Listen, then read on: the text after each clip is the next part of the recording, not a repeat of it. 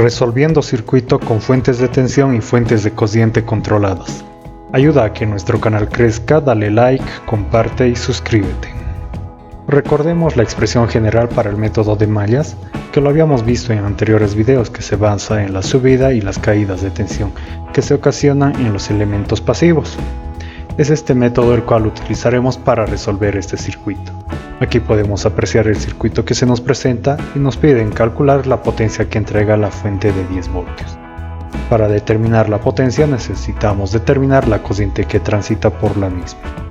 Notemos que nuestro circuito tiene una fuente de cociente independiente y una fuente de cociente controlada o dependiente. De igual manera tiene una fuente de tensión controlada o dependiente. Este circuito lo vamos a resolver por el método de mallas, y para el método de mallas primero debemos determinar el árbol del circuito. Posteriormente se determinan los enlaces y las cocientes de malla se generan entre el enlace y el árbol. Esto es muy importante, esta parte, debido a que si no hacemos esta parte podríamos decir las siguientes cocientes de malla y tendríamos que la fuente de cociente controlada, en vez de ayudarnos a resolver el problema, nos genera más bien una ecuación más, y lo que menos queremos es generarnos una gran cantidad de ecuaciones. Sé que tal vez si ya tienes experiencia esta parte no sea tan necesaria para determinar las cocientes de malla, pero mientras vas aprendiendo te recomiendo que lo utilices. Tenemos el circuito, nuestro árbol juntamente con los enlaces y hemos determinado las cocientes de malla.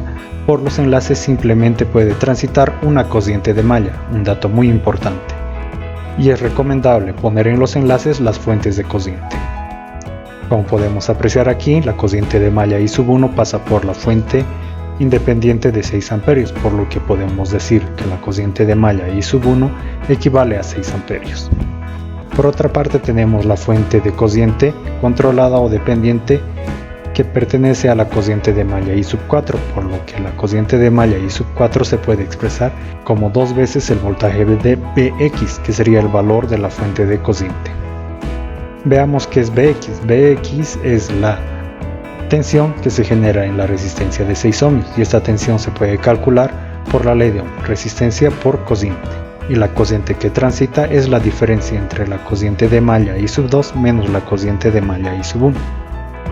En esta parte veo que ya no podemos hacer nada porque ya tenemos una incógnita que sería I2, tenemos de dato I1. Procedamos a calcular la cociente de malla I2, la ecuación de la cociente de malla I2. Esta cociente pasa por la fuente de tensión de 10 voltios, pasa de menos a más por lo que lleva signo positivo. La cociente de malla I2 a su vez pasa por dos elementos pasivos que serían de 6 y de 2 ohmios.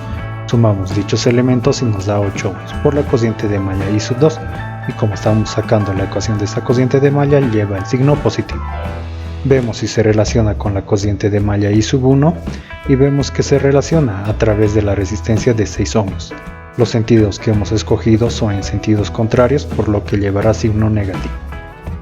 Vemos si se relaciona con la cociente de malla I4 e I3, pero es evidente que no hay ningún elemento pasivo que los relaciona. Podríamos anotar en la ecuación de esta manera 0 veces I3 y menos 0 veces I4 menos debido a que son de sentidos contrarios, esto con el fin de llenar la ecuación simplemente. Nuestra ecuación nos quedaría de esta manera, en la cual vemos que I1 ya es un dato que anteriormente habíamos obtenido, que sería de 6 amperios. Podemos reemplazar dicho dato y despejar I2. Una vez teniendo I2 podríamos calcular las demás cocientes. En este caso ya tenemos un dato que es I2, ya hemos logrado determinar la cociente de malla I2 y también la cociente de malla I1. Entonces podemos determinar la cociente de malla I4, que simplemente necesitamos los dos datos I2 e I1. Teniendo I1 e I2 podemos determinar la cociente I4, que sería la diferencia de los mismos. Reemplazamos dichos valores en la ecuación que anteriormente habíamos obtenido por la cociente de malla I4 y determinamos la cociente de malla I4, que sería de menos 3 amperios. Ya tenemos datos la cociente de malla I1, I2 e I4. Simplemente nos falta determinar el dato de I3.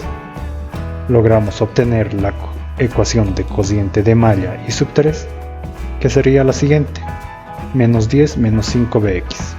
Notamos que pasa por dos fuentes de tensión, que serían de 10 voltios, que pasa de más a menos, el sentido que hemos escogido, por eso lleva signo negativo. De igual manera con la fuente de tensión controlada, pasa de más a menos, lleva signo negativo, y el valor es 5 veces B sub X. La cociente de malla I sub 3 pasa por dos elementos pasivos, que es de 4 y de 2 ohms. Sumamos dicho valor y lo multiplicamos por la cociente de malla en cuestión, que es I sub 3, lleva signo positivo porque estamos sacando la ecuación de esta cociente de malla.